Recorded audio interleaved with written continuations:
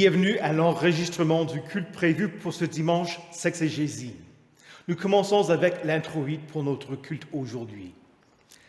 Je loue Dieu pour sa parole. Je me confie en lui. Je n'ai peur de rien. Que peuvent me faire des créatures? Ta parole éternelle est pour toujours établie dans le ciel. Ta fidélité dure de génération en génération. Ta parole est une lampe à mes pieds et une lumière sur mon sentier. Mon refuge et mon bouclier, c'est toi. J'espère en ta promesse. Soutiens-moi conformément à ta promesse, afin que je vive et ne me déçois pas dans mon espérance. Au nom du Père et du Fils et du Saint-Esprit. Amen. Confessons nos péchés à notre Dieu miséricordieux.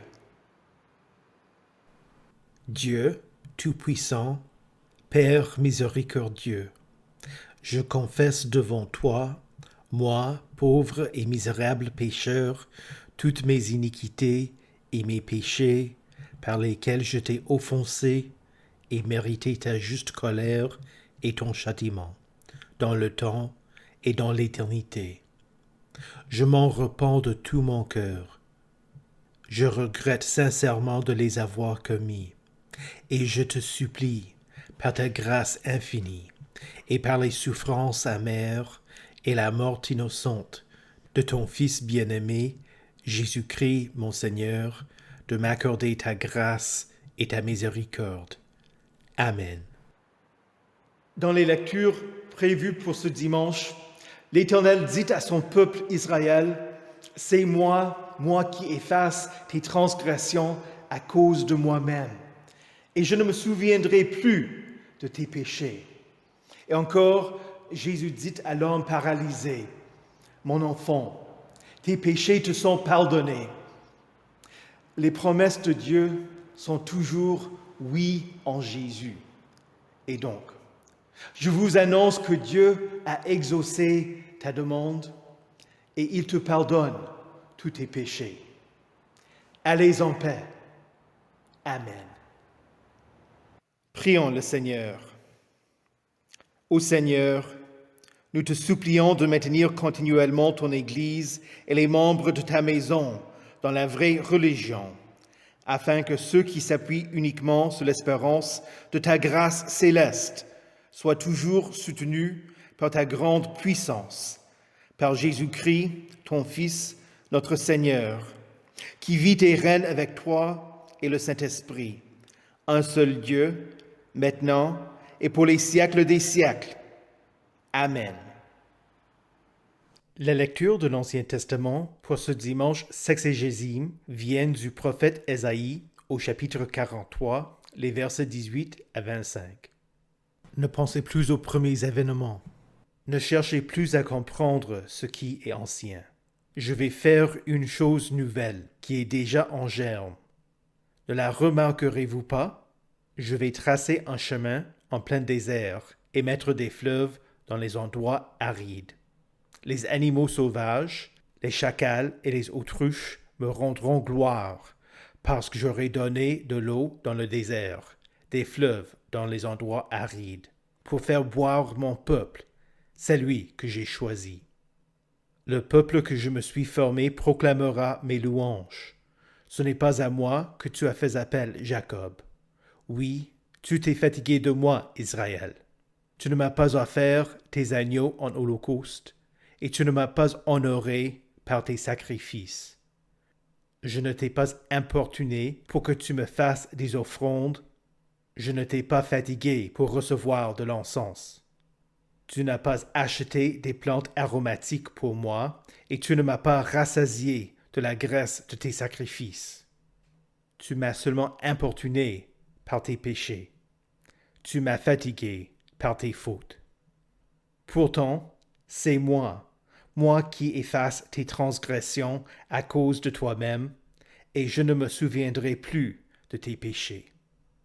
Ici prend fin la lecture de l'Ancien Testament. La lecture de l'Épître se trouve dans la deuxième lettre de Saint Paul aux Corinthiens, au chapitre 1, les versets 18 à 22. Aussi vrai que Dieu est fidèle, la parole que nous vous avons adressée n'a pas été oui et non. En effet, le Fils de Dieu, Jésus-Christ, que nous avons prêché au milieu de vous, Sylvain, Timothée et moi, n'a pas été oui et non. Au contraire, en lui, il n'y a que le oui. En effet, pour toutes les promesses de Dieu, c'est en lui que se trouve le oui. Et c'est donc aussi par lui que nous disons Amen à Dieu pour sa gloire. Or, c'est lui qui nous a affermis avec vous en Christ et qui nous a consacrés par son onction, c'est Dieu. Il nous a aussi marqués de son empreinte et a mis l'Esprit comme un gage dans notre cœur. Ici prend fin la lecture de l'Épître. L'évangile choisi pour ce dimanche sexagésime vient de l'évangile selon Marc au chapitre 2. Quelques jours après, Jésus revint à Capernaum. On apprit qu'il était à la maison, et un si grand nombre de personnes se rassemblèrent qu'il n'y avait plus de place, pas même devant la porte. Il leur annonçait la parole. On vint lui amener un paralysé porté par 4 hommes. Comme ils ne pouvaient pas l'aborder à cause de la foule, ils découvrirent le toit au-dessus de l'endroit où il se tenait et descendirent par cette ouverture le brancard sur lequel le paralysé était couché. Voyant leur foi, Jésus dit au paralysé, « Mon enfant, tes péchés te sont pardonnés. » Il y avait là quelques spécialistes de la loi qui étaient assis et qui se disaient en eux-mêmes, pourquoi cet homme parle-t-il ainsi? Il blasphème. Qui peut pardonner les péchés si ce n'est Dieu seul? Jésus sut aussitôt, dans son esprit, qu'ils raisonnaient ainsi en eux-mêmes, et il leur dit, pourquoi raisonnez-vous ainsi dans vos cœurs? Qu'est-ce qui est le plus facile à dire au paralysé? Tes péchés sont pardonnés, ou, lève-toi, prends ton brancard et marchez, afin que vous sachiez que le Fils de l'homme a sur la terre le pouvoir de pardonner les péchés. Je te l'ordonne, dit-il au paralysé. Lève-toi, prends ton brancard et retourne chez toi. Aussitôt, il se leva, prit son brancard et sortit devant tout le monde, de sorte qu'ils étaient tous très étonnés et célébraient la gloire de Dieu en disant, nous n'avons jamais vu rien de pareil. Ici prend fin la lecture de l'Évangile. Heureux ceux qui écoutent la parole de Dieu et qui la gardent. Confessons notre foi. Je crois en Dieu, le Père Tout-Puissant, Créateur du ciel et de la terre. Je crois en Jésus-Christ, son Fils unique, notre Seigneur, qui a été conçu du Saint-Esprit et qui est né de la Vierge Marie. Il a souffert sous Ponce Pilate, il a été crucifié, il est mort, il a été enseveli, il est descendu aux enfers.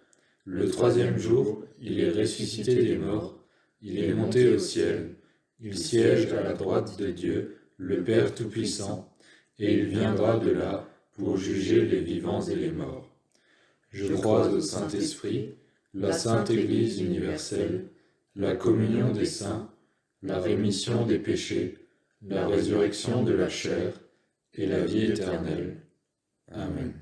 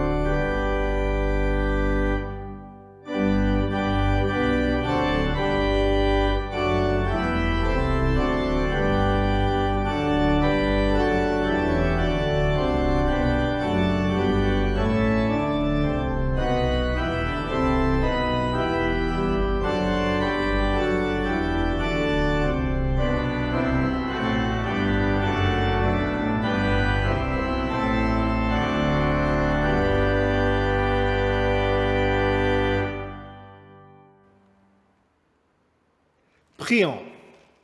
Ô Éternel, ta parole est la vérité. Consacre-nous par l'écoute de ta parole pour que nous l'entendions, la croyions et y répondions en disant Amen. Saint de Dieu, précieux et bien-aimé, que la grâce et la paix vous soient données de la part de Dieu notre Père et du Seigneur Jésus-Christ. Amen. Le texte pour notre méditation aujourd'hui se trouve dans la deuxième lettre de Saint Paul aux Corinthiens, au premier chapitre. Le thème pour ce sermon est le mot « Amen ». Dans certaines églises évangéliques, baptistes et pentecôtistes, les paroissiens ont l'habitude d'encourager le prédicateur et d'exprimer leur reconnaissance pour le contenu d'un sermon en disant à voix forte, même pendant que le prédicateur prêche, « Amen ». Au cours des années, il m'est arrivé que des visiteurs qui assistent au culte répondent ainsi. Je ne veux pas faire la promotion de cette pratique, mais j'apprécie le fait qu'elle exprime un niveau d'engagement de la part de celui qui écoute. Trop souvent, les chrétiens répondent par « Amen » sans penser à ce qu'ils disent. Pourquoi? Parce que c'est la réponse imprimée dans le recueil de cantiques. Mais tu ne dois pas répondre « Amen » parce que quelqu'un te dit que c'est la bonne réponse. Le mot « Amen » veut dire « vérité ». Ton « Amen » est une expression de ta foi. Tu te sers de ce mot hébreu pour indiquer que tu es d'accord avec ce qui a été dit. Qu'est-ce que cela veut dire dans le contexte de notre culte? Le culte commence au nom du Père et du Fils et du Saint-Esprit et tu réponds « Amen ». C'est-à-dire que ce qui se passe au culte n'est pas le culte d'un autre Dieu. Après la confession des péchés, tu dis « Amen ». C'est reconnaître que tu as dit la vérité en admettant que tu es un pécheur et que tu as commis des péchés. Mais aussitôt que tu confesses ton péché, le pasteur t'absout et tu réponds par un « Amen ». Par cela, tu dis « Oui, je crois que je suis pardonné ». Après le credo, tu dis « Amen ». Tu dis « Je viens de confesser la vérité de Dieu ». Historiquement, quand l'Église confesse le credo avant la prédication, il fonctionne comme une obligation faite au prédicateur. Il faut que ton homélie soit en accord avec notre confession. Du coup, l'objectif principal de toute prédication, c'est qu'elle annonce la parole de Dieu. Et après le sermon, tu peux indiquer que j'ai prêché la vérité en y ajoutant ton « Amen ». On répond à des prières par un « Amen » pour dire « Dieu, moi aussi, je demande que tu exauces la prière qui vient d'être priée. C'est ma prière à moi. Que cela soit la vérité. » Quand je te donne la Sainte Seine, tu peux exprimer ta foi en disant « Amen », c'est-à-dire « Ceci est la vérité, c'est le vrai corps et le vrai sang de Jésus pour le pardon de mes péchés. » Quand je te bénis à la fin du culte, tu réponds « Amen » pour dire que la bénédiction de Dieu reste sur moi lorsque je sors d'ici, jusqu'à ce que je revienne. Il s'ensuit qu'il y aurait ainsi des occasions où tu t'abstiendrais de dire « Amen ». Ne t'est-il jamais arrivé qu'ayant assisté au culte et que le reste de la paroisse ayant dit « Amen », qu'il a fallu que tu te taises parce que tu venais d'entendre un faux enseignement ou une prière qui était contre la volonté de Dieu, je ne peux pas ajouter mon Amen quand j'entends un mensonge. C'est pourquoi nous rejetons le syncrétisme et ne célébrons pas des cultes avec les bouddhistes, les hindous, les musulmans, les juifs, etc. Comme si tous les chemins menaient vers le même Dieu. Ce n'est pas la vérité. C'est aussi pourquoi il y a des divisions entre nous et d'autres églises chrétiennes. Nous ne pouvons pas dire Amen de bon gré quand nous entendons des erreurs. Je ne me permets pas de bénir le péché et les enseignements qui contredisent la volonté de Dieu. Dieu appelle le chrétien à marcher dans la vérité. Jean nous dit qu'aucun mensonge ne provient de la vérité, c'est-à-dire aucun mensonge ne vient pas de Dieu. En ajoutant mon Amen à un mensonge, je serai complice en donnant mon approbation. Nous sommes appelés à être des personnes de vérité, parce que Dieu est un Dieu de vérité. Jésus dit, « Je suis la vérité ». Il s'identifie comme étant l'Amen, le témoin fidèle et véritable. Combien de fois introduit-il ces enseignements en disant « en vérité, en vérité ». Littéralement, il dit « Amen, Amen ». Il répète son Amen pour souligner qu'il enseigne la vérité de Dieu. Le Saint-Esprit est appelé aussi l'Esprit de vérité. La volonté de Dieu, c'est que tout homme vienne à la connaissance de la vérité. L'écrivain G.K. Chesterton écrit que pour lui, la découverte de la foi chrétienne était comme s'il avait découvert l'Angleterre. La terre était depuis toujours avec ses citoyens, ses villes, sa culture, mais il ignorait qu'elle existait. Il en va de même pour la vérité de la foi chrétienne. La vérité est éternelle parce que Dieu est éternel. Mais la révélation de la vérité vient à nous en Jésus, qui nous la révèle à travers sa parole. Et pour nous, nous voulons que d'autres personnes découvrent la vérité que, jusqu'ici, elles ignoraient. Maintenant que nous connaissons la vérité, marchons là-dedans, écoutons la vérité, proclamons-la à nos proches et à nos voisins. Mettons notre confiance dans la vérité et conduisons-nous selon la vérité. Rejetons le Zeitgeist, l'esprit du temps, selon lequel les gens disent « Tu as ta vérité, j'ai la mienne, j'ai la mienne ». Dieu qui sait tout n'a pas besoin d'entendre un autre point de vue. Ce qu'il dit est vrai. Quand quelqu'un rejette le témoignage de Jésus, il accuse Dieu, le Dieu de vérité, d'être un menteur. Dieu ne ment pas, il ne change pas. Il est stable, certain, inébranlable. Il n'a pas dit une chose hier, une autre aujourd'hui, et changera encore d'avis demain. Non. Jésus-Christ est le même hier, aujourd'hui et éternellement. Notre réconfort vient du fait qu'il ne change pas. Dans le texte de notre épître, Paul écrit « Aussi vrai que Dieu est fidèle, la parole que nous vous avons adressée n'a pas été oui et non. La parole de l'Évangile ne vacille pas.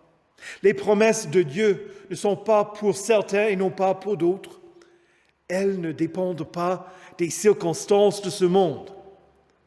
Quelle belle promesse! En lui, en Christ, il n'y a que oui. Dieu t'a promis le Saint-Esprit. Demande-le lui et il t'exaucera. Demande-lui d'être pardonné parce que Jésus est mort pour toi. Et la réponse est certaine. Oui. Quand tu es seul, prie, Seigneur, ne m'abandonne pas. Viens-moi en aide. Oui. Prie qu'il te sauve et tu seras sauvé. Si Dieu t'a promis, tu peux mettre ta confiance en lui. Il te donnera ce que tu demandes. Comment Dieu t'exauce-t-il? En Jésus. Voilà comment nous comprenons la promesse de Jésus. Alors, ce que vous demanderez au Père en mon nom, il vous le donnera. Le nom de Jésus n'est pas un porte-bonheur, une formule magique par laquelle le Père est obligé de nous exaucer. Non. Quand nous prions au nom de Jésus, nous prions à travers le Fils unique du Père, notre grand prêtre, qui lui-même intercède pour nous. Quand nous prions au nom de Jésus, c'est une prière par laquelle nous nous soumettons à la volonté du Père, comme Jésus dans le jardin de Gethsémani, quand il pria, toutefois, que ce ne soit pas ma volonté qui se fasse, mais la tienne. Et donc, Paul écrit, et c'est donc aussi par Jésus que nous disons Amen à Dieu pour sa gloire. Dieu est glorifié quand nous écoutons le témoignage de Jésus. Le croyant et répondons en disant Amen. Rien ne plaît à Dieu autant que quand les siens reçoivent ce qu'il leur offre. Comme j'ai dit tout au début du sermon, le mot Amen veut dire vérité. C'est une expression de ta foi, une foi que Dieu lui-même a formée en toi, une foi qu'il soutient. Tu as été oint par l'onction du Saint-Esprit, par l'Esprit de la vérité, quand tu as été baptisé. L'Esprit de vérité est un gage dans ton cœur pour toutes les promesses de Dieu. As-tu déjà reçu tout ce que Dieu veut pour toi? Non. Ce que l'œil n'a pas vu, ce que l'oreille n'a pas entendu, ce qui n'est pas monté au cœur de l'homme, Dieu l'a préparé pour ceux qui l'aiment. Tu n'as pas encore tout reçu, mais en l'Esprit, tu as un beau dépôt pour qu'un jour tu reçoives absolument tout ce que Dieu t'a préparé en Christ. Et donc, Amen n'est pas un mot inutile par lequel tu conclus une prière. Ta vie devient un grand oui, un grand Amen à Dieu. Oui, Seigneur, je veux ce que tu veux. Je crois ce que tu dis. Je me charge de ma croix et je te suivrai. Je reçois avec action de grâce ce que tu me donnes. Et le tout est à toi en Jésus. C'est lui à travers qui tu réponds oui et Amen à Dieu. Au nom de Jésus, Amen. Que la paix de Dieu, qui surpasse toute intelligence, garde vos cœurs et vos esprits en Jésus-Christ pour la vie éternelle. Amen. Prions le Seigneur. Ô Dieu de vérité, nous confessons que nous pouvons si facilement être trompés et nous laisser entraîner par les faux prophètes, les faux enseignants et par notre nature pécheresse. Enseigne-nous ta vérité pour que nous reconnaissions les discours séduisants et les rejetions. Pardonne-nous quand nous avons béni ce que tu maudis et condamnes, quand nous avons prié pour que tu nous donnes ce que tu nous as déjà dit être contre ta volonté. Fortifie-nous pour que nous tenions ferme face aux manœuvres du diable et que nous marchions dans la vérité quand nous rencontrons ceux qui s'y opposent. Seigneur, dans ta miséricorde, écoute notre prière. Ô Dieu de vérité, nous te sommes reconnaissants pour ta fidélité envers nos paroisses et envers notre synode. Soutiens-nous pour que nous persévérions dans la vérité et ne soyons pas détournés du chemin qui mène à la vie.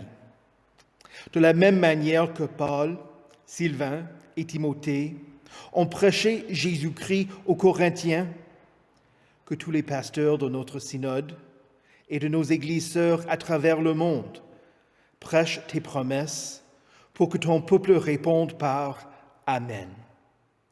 Envoie à nos paroisses ton esprit de vérité pour conduire notre Assemblée générale afin que nous adoptions des projets de résolution qui serviront nos frères et sœurs en Christ et qui feront briller ta lumière sur nos voisins.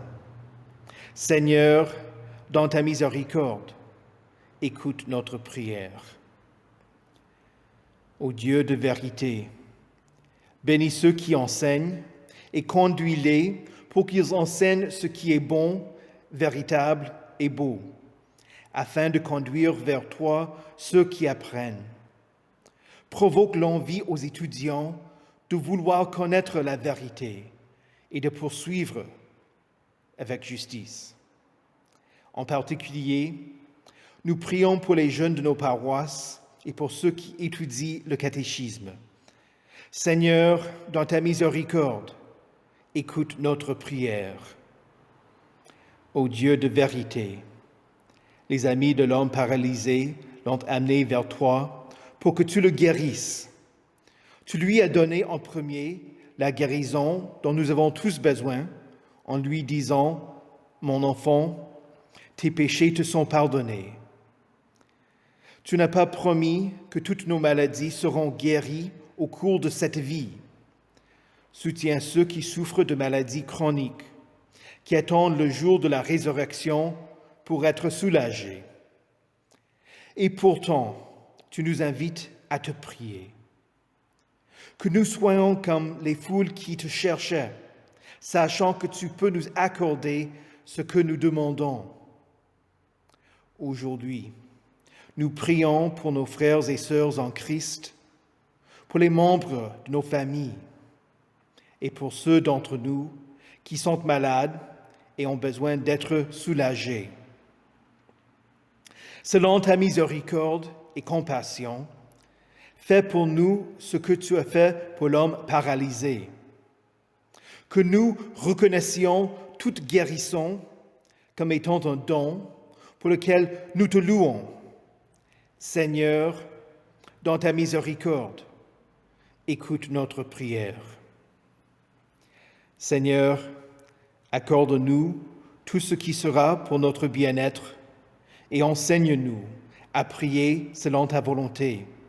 Mettons toujours notre confiance en Jésus-Christ, à travers qui tu nous dis oui et qui est lui-même la source de notre Amen, qui nous a enseigné à te prier.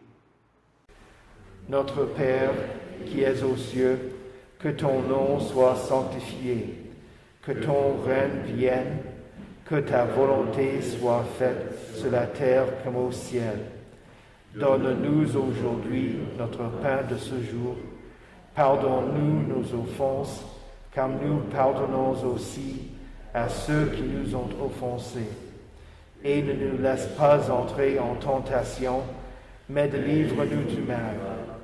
Car c'est à toi qu'appartiennent le règne, la puissance et la gloire, au siècle des siècles.